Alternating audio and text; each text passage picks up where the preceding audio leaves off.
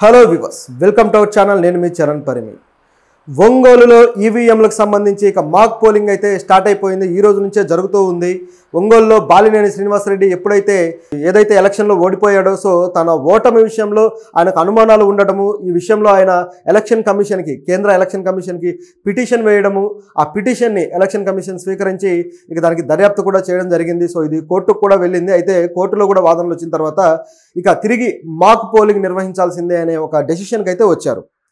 So ఇది election commission తీసుకున్న decision. So reverification polling చేస్తే తప్ప దీంట్లో నిజాలు ఏంటి తేలవనేది శ్రీనివాసరెడ్డి గారి ఆలోచన.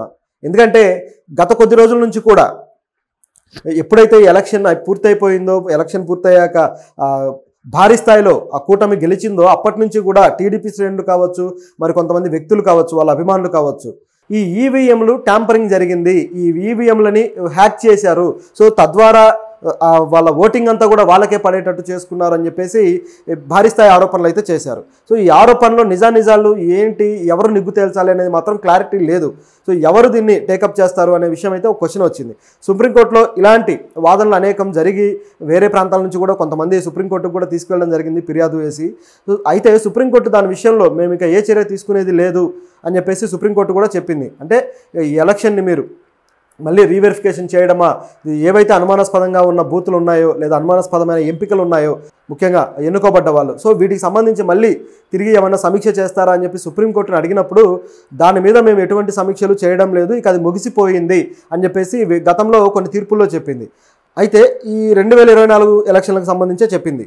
అయితే ఇప్పుడు కొంతమంది మాత్రం ఖచ్చితంగా తమకు సంబంధించిన ఎంపిక సరైంది కాదు, ఏదో జరిగింది ఎన్నికలో అని చెప్పేసి ఇట్లా మాక్ పోలింగ్ పెట్టడానికి రెడీ అయ్యారు. సో బాలినేని శ్రీనివాసరెడ్డి గారు కూడా అదేవిధంగా ఆయన ఎంపిక విషయంలో డౌట్లు పడ్డాడనమాట.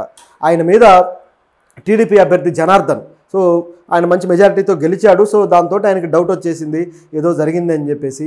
సో ఆయనకు కూడా దాదాపు మంచిగానే వచ్చాయి, కానీ బట్ ఆ మార్జిన్ అయితే, ఆ గెలుపు మార్జిన్ కొద్దిగా అనుకున్నంత స్థాయిలో కాకుండా కాస్త తక్కువగానే ఉంది కాబట్టి ఆయనకు ఆ డౌట్ అయితే వచ్చింది. ఇక తర్వాత ఈ సంగతులన్నీ చూస్తే ఇక ఎప్పుడైతే ఈ ఈవీఎంలు ఖచ్చితంగా అనుమానాస్పదం ఉన్న వాటన్నిటిని కూడా టేకప్ చేసి మాక్ పోలింగ్ నిర్వహించాలని భావించారో, దానికి ఎలక్షన్ కమిషన్ కూడా ప్రత్యేకంగా అధికారులు నియమించింది. సో ఇద్దరు కలెక్టర్ తమీం అన్సారియా, అలాగే additional collector Jhansi Lakshmi, so వీళ్ళ ఆధ్వర్యంలో ఇప్పుడు ఇది జరగనుంది. ఆల్రెడీ ఈరోజు స్టార్ట్ అయిపోయింది, పొద్దు నుంచి కూడా జరుగుతూ ఉంది. సో ఏదైతే భాగ్యనగర్ గోదాంలో ఉన్న 12 అనుమానాస్పద ఈవీఎంలను అయితే వీళ్ళు అడ్రస్ చేశారు. సో వాటికి సంబంధించి కొంతమంది ఆరోపణలు ఏంటంటే తిరిగి మళ్ళీ లెక్కింపు చేస్తే సరిపోతుంది కదా అనే వాదన కూడా వచ్చింది. కాదు, మాక్ పోలింగ్ జరగాల్సిందే అని చెప్పేసి ఆయన పట్టుబట్టడము, దానికి అంగీకారంగా వీళ్ళు కూడా ఎలక్షన్ కమిషన్ కూడా కదలడం జరిగింది. సో ఇప్పుడు ఇందులో ఏం తేలుతుందనేది చూడాలి. ఈ ఎలక్షన్లో టీడీపీ అభ్యర్థి జనార్దన్ గారికి వచ్చిన ఓట్లు వచ్చేసి 118,800 ఓట్లు.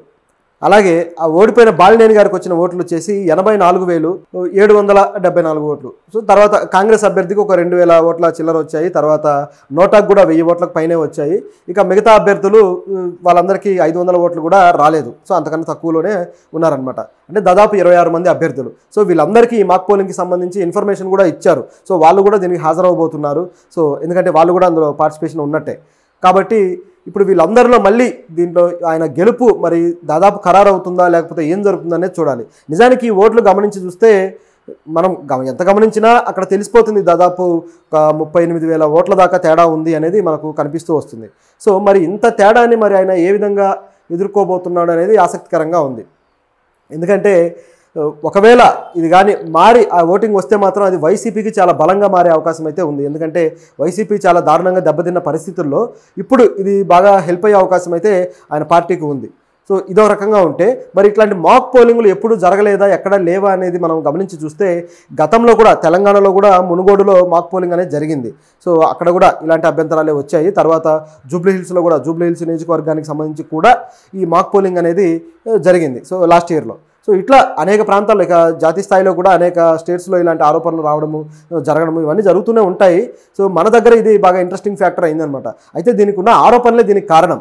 ఎప్పుడైతే ఈవీఎంలు హ్యాక్ చేశారు అన్న ఆరోపణ వచ్చిందో ఇది చాలా తీవ్రమైన ఆరోపణగా మారిపోయింది. ఎందుకంటే మనం గతంలో కూడా ఈవీఎంల హ్యాకింగ్ గురించి మాట్లాడుకున్నాం. సో ఈవీఎంలు హ్యాకింగ్ చేసే అవకాశం ఉంది, ఈవీఎంలను ట్యాంపరింగ్ చేయొచ్చు అని చెప్పేసి కొంతమంది నిపుణులు కూడా చెప్పడం జరిగింది, ఐటీ నిపుణులు. అలాగే కొన్ని సినిమాల్లో కూడా చూపించారు. ఇక ముఖ్యంగా ఎలాన్ మస్క్ అయితే వీటిని ఏ విధంగా హ్యాక్ చేయొచ్చు అనే విషయం మీద ఆయన ఒక డెమోలాగా చేసి చూపించాడు. కాబట్టి అమెరికా ప్రెసిడెంట్ ఎలక్షన్స్లో కూడా మీరు ఈవీఎంలను అయితే వాడొద్దు, వేరే విధంగా పాత పద్ధతుల్లోనే వెళ్ళండి అని చెప్పేసి ఎలాన్ మస్క్ సజెషన్ కూడా చేశాడు. సో అంత పెద్ద టెక్నాలజీ టైకూన్ ఆ విధంగా చెప్పడంతో కొంతమంది నమ్మే అవకాశం అయితే ఉంది. కాకపోతే మన దగ్గర ఉన్న ఈవీఎంలు వచ్చేసి ఆ ట్యాంపరింగ్కి పెద్దగా అవకాశం లేని ఈవీఎంలు అనే వాదన కూడా ఉంది. ఎందుకంటే అందులో వాడే చిప్పు మరీ అంత ఎక్కువ టెక్నాలజీ కలిగిందేమీ కాదు, కేవలం ఒక క్యాలిక్యులేటర్ లాగా ఇన్ఫర్మేషన్ స్టోర్ చేసుకోవడం తప్ప ఇంకా అదేమీ చేయదు. ఆ ఓటు వేసినప్పుడు దాన్ని మాత్రమే రిసీవ్ చేసుకుంటుంది, వాటిని హ్యాక్ చేసేంత సాఫ్ట్వేర్ను వాటికి ఏం వాడట్లేదు అని చెప్పేసి చెప్పడం జరిగింది. అలాగే వాటి ఆ చిప్పులు ఏవైతే ఉన్నాయో అవి వన్ టైం యూజింగ్ అనమాట. సో తర్వాత వాటిని యూజ్ చేసే అవకాశం కూడా లేదు, ఆ విధంగా వాటిని డిజైన్ చేశారు. కాబట్టి ఇది మరి ఎంతవరకు వాస్తవం ఎంతవరకు ఇదనే డౌట్ అయితే ఉంది. కానీ ఇందులో మరొక ఆరోపణ కూడా ఉంది. ఏంటంటే అసలు ఈవీఎంలే ప్రభుత్వం నుంచి వచ్చిన ఈవీఎంలా లేకపోతే ప్రైవేటు వ్యక్తులు వాళ్ళ ఈవీఎంలు తెచ్చి ఇన్కార్పొరేట్ చేశారా అనే డౌట్ కూడా ఉంది. ఆ విధంగా చేస్తే ఇలాంటిది నమ్మొచ్చు, ఎందుకంటే ప్రైవేటు వ్యక్తులు వాళ్ళ సొంత సాఫ్ట్వేర్లతో ఏదో చేసేసి గ్యాంబ్లింగ్ చేసి తెచ్చి పెడతారు కాబట్టి. సో దాంట్లో ఏది నొక్కినా ఎవరికైతే ఓటు కావాలనుకున్నారో వాళ్ళకు మాత్రమే వెళ్ళే విధంగా సాఫ్ట్వేర్ని డిజైన్ చేసే అవకాశం కూడా ఉంది. అంటే ప్రభుత్వ సంరక్షణలో ఉన్న ఇవన్నీ కూడా మరి ప్రైవేటు వ్యక్తుల చేతుల్లోకి వెళ్ళి వాళ్ళు ఇక్కడ చొరబడేంత అవకాశం ఉందా అన్న డౌట్ కూడా ఉంది. నిజానికైతే ఇవి చాలా రోజులు ఆ పర్యవేక్షణలో ఉన్న తర్వాత వీడి రిజల్ట్ అయితే వెల్లడించడం జరిగింది. కాబట్టి ఈ పర్యవేక్షణ మధ్యలో ఏమైనా జరిగి ఉండొచ్చు కదా అనే డౌట్ అయితే ఉందన్నమాట. అప్పటి నుంచి కూడా వైసీపీ దీని మీద ప్రశ్నిస్తూనే ఉంది, కానీ దీని మీద సమాధానాలు అయితే లేవు. మరి ఆ వైసీపీకి కూడా అదేవిధంగా గతంలో అద్భుతమైన రిజల్ట్ వచ్చింది కదా, వాళ్ళు కూడా భారీ స్థాయిలో మెజార్టీతో గెలిచారు కదా, మరి అప్పుడు కూడా ఈవీఎంలో ట్యాంపరింగ్ ఏనా అంటే దానికి సమాధానం లేదు.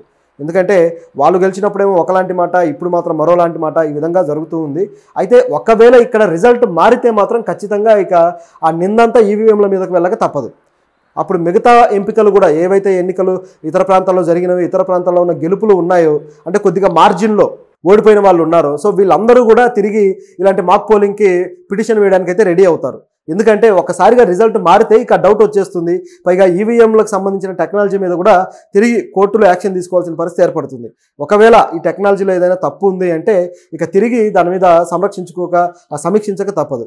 మరి ఇప్పుడు ఈ ఈవీఎంలను ఇప్పుడు జరుగుతున్న దాంట్లో కూడా వాడుతున్నారు కదా, సో వీటిని ఎవరు సంరక్షిస్తున్నారు లేకపోతే వీటిని ఎవరు ఆపరేట్ చేస్తున్నారు అనేది గమనిస్తే వీటి టెక్నాలజీకి సంబంధించి పరీక్షించడానికి ఈవీఎంలు ఎవరైతే తయారు చేశారో ఆ కంపెనీ బెల్ కంపెనీ అనమాట. సో ఆ కంపెనీ నుంచి ఇంజనీర్లు కూడా వచ్చారు. సో వాళ్ళు